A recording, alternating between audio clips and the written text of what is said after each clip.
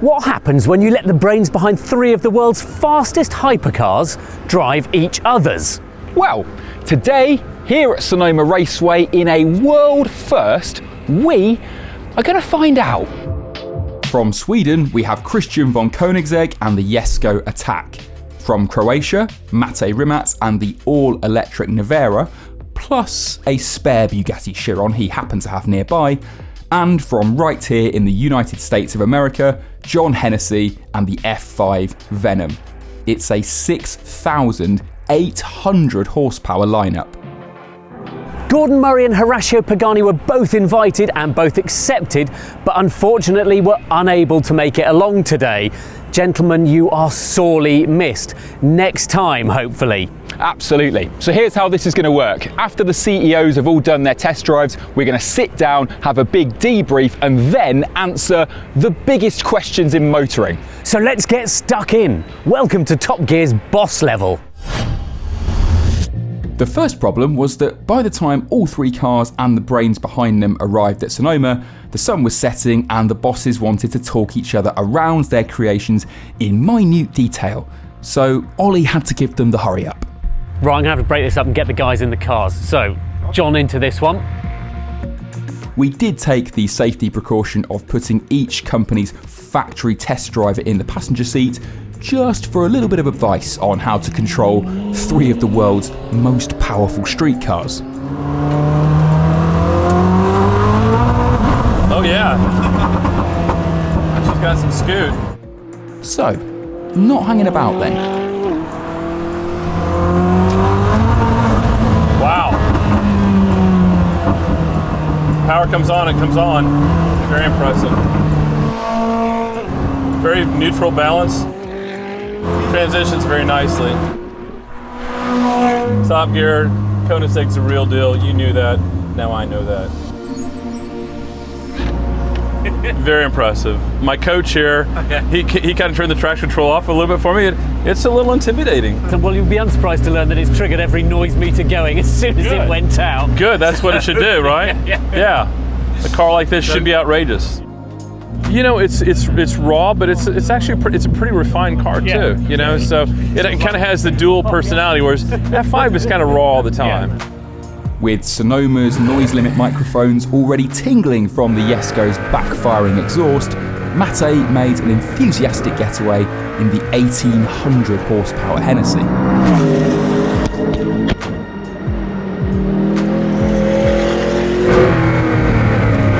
This thing is raw.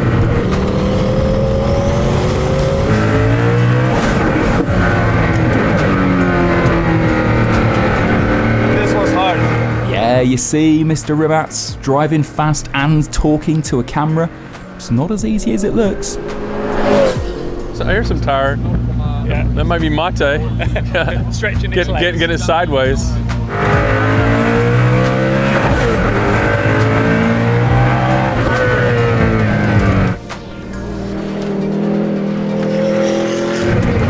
That was good.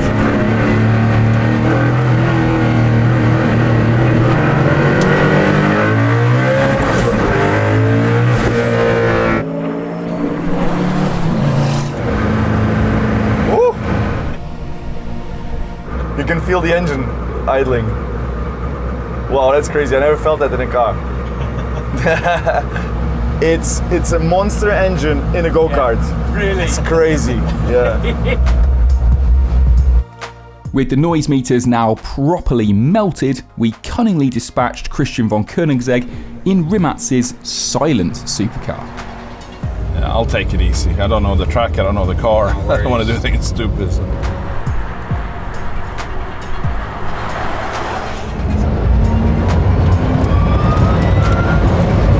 That's wild. It's really crazy.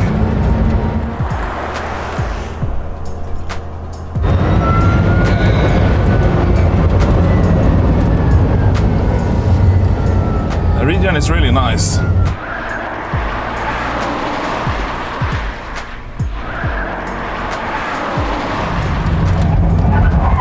Wow, good. Cool. That's cool. I mean, you just feel at home immediately. Hey Christian, Hey, how was that? it was very nice. Yeah. Very predictable, very easy to drive, fun, powerful. Mate had found the keys to the Koenigsegg, so the piece didn't last very long. Yeah, the idea of taking it slowly for the first few laps doesn't really apply to these guys. It's crazy how fast the response is, even for a turbocharged car. Let's go!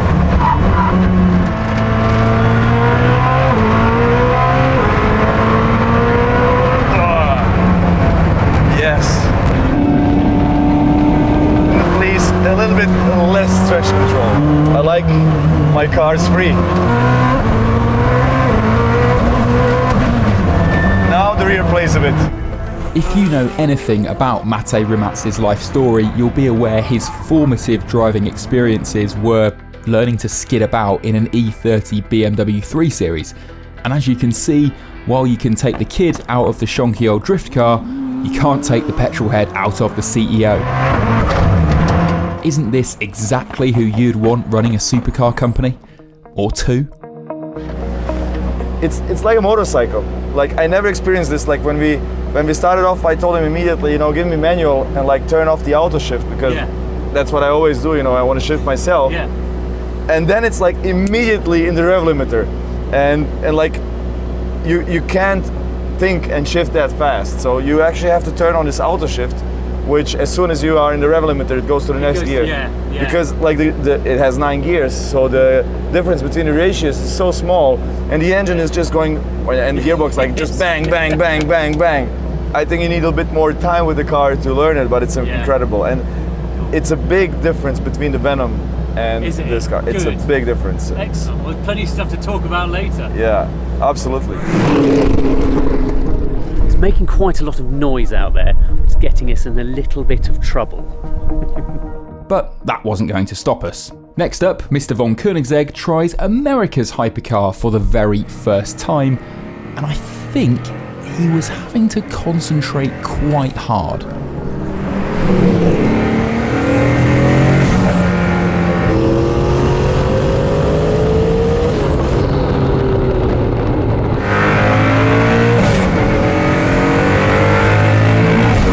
Now there you can feel the power coming.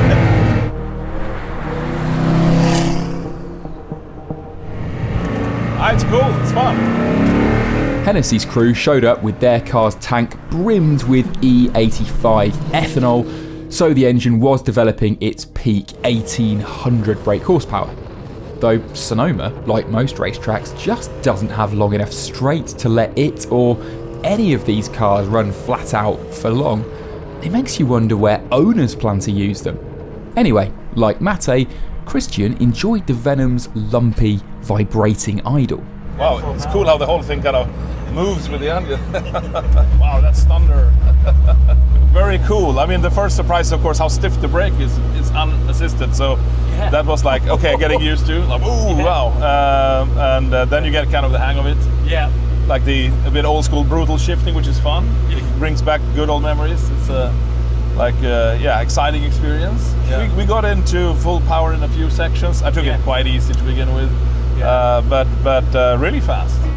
And here's something you probably never thought you'd ever see: John Hennessey being impressed by an EV. Yeah, that feels really good. Still got plenty of frickin' power. The motors have a cool sound. This is authentically the way that the motors sound under power, which I think it sounds cool. Obviously, any test drive of a hyperquick EV isn't complete without trying a full-bore launch control start. Now your launch control. Okay. 3, 2, 1, go. Oh yeah. That's awesome. Well done for hanging on to your breakfast there, John. How did you get on? Are you now an electric man? I've been an electric man. I've owned a Tesla Plaid, and this is a Plaid, not just ×2, but this is so fast. Is it? And you know, the one interesting thing about the Nevera is I was telling their test driver, it's actually got a cool sound. Yeah. So, you know, electric cars get kind of a bad rap for, you know, my Plaid didn't really make any noise. And then if you want a noise, you'd make this phony noise through the infotainment or whatever. Yeah. This one, the electric motors actually have a cool sound to it. Yeah. And you could daily a car like this. Yeah. You know, it's unbelievably fast in a straight line. And the overall, again, it's a very refined car. There was just enough time for Mate to demonstrate his Nevera's on-the-limit handling to a very special passenger. That is going to be absolute carnage, I guarantee it.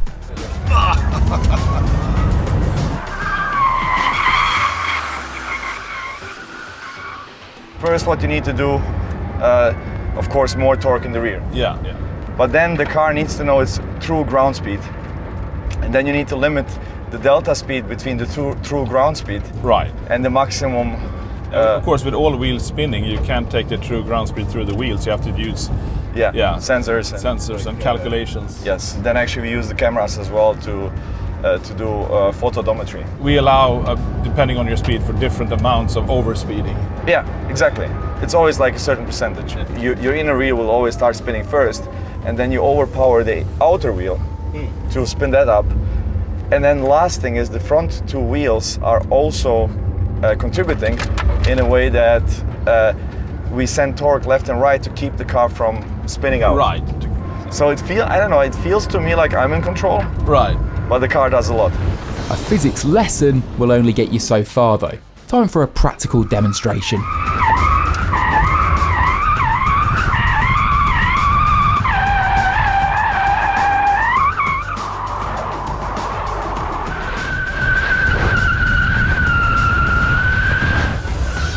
That's nice. That's fun. It looks like they enjoyed that, and most importantly, all the bosses and their cars are in one piece. So that's the end of the track taster sessions. Join us next time when we sit down with the cars garaged and have the big boss debrief. Mate came to me and said, "Christian, you're the last person that believes in the combustion engine." And 4 years later, he's making V16s. Which motorsport today has torque vectoring, active aerodynamics, active suspension? There's too many rules in motorsports. The noise police are looking for me right now.